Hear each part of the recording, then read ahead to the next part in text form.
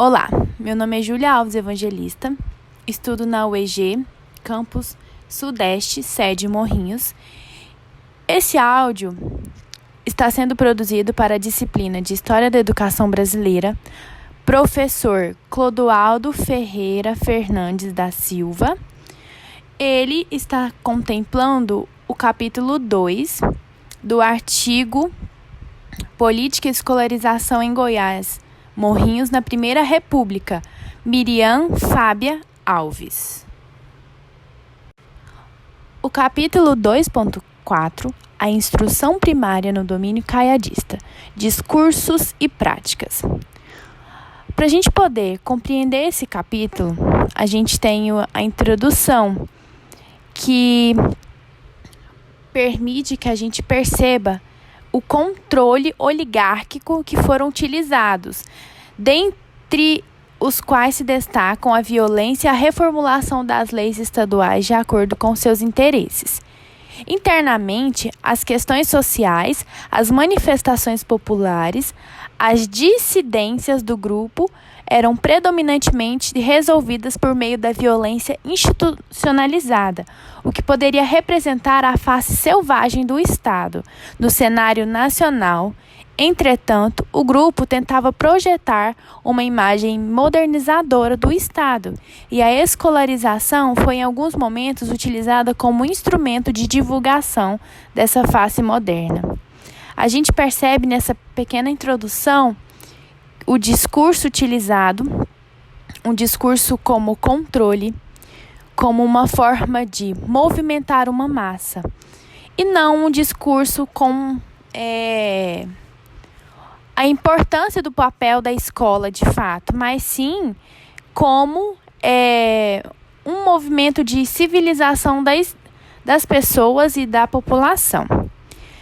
Nesse sentido, a análise de Serge Bernstein, de 1998, acerca da importância do papel das representações da definição de uma cultura política, contribui para a compreensão dessas estratégias dos caiadistas, pois um grupo que se pretendia hegemônico necessitava também estabelecer o consenso no âmbito cultural, o que, nesse caso, poderia ser obtido por uma adesão ao projeto republicano de educação, expresso de forma concreta com a criação e difusão dos grupos escolares do Estado.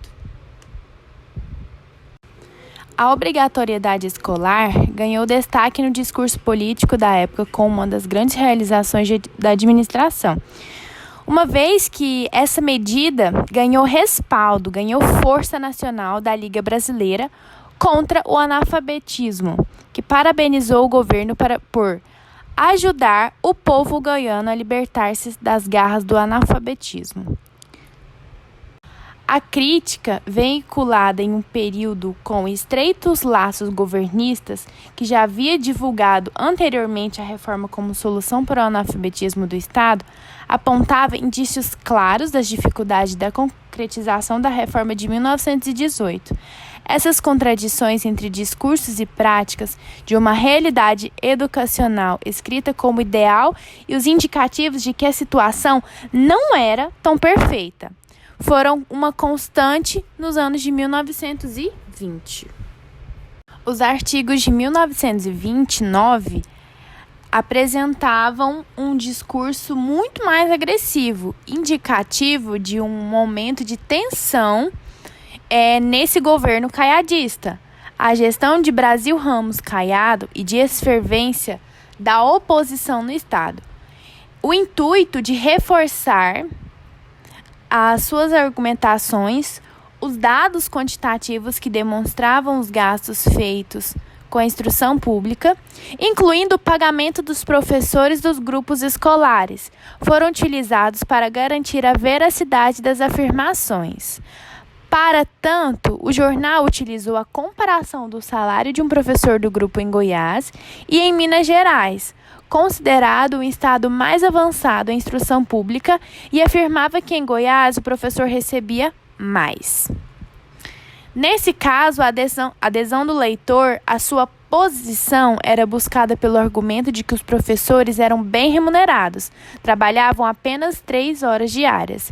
E se mesmo assim todos os investimentos governamentais não produziam bons resultados, a culpa era dos professores. Esse discurso não representava ao leitor que os professores dos grupos escolares eram pequena parte dos profissionais da instrução primária.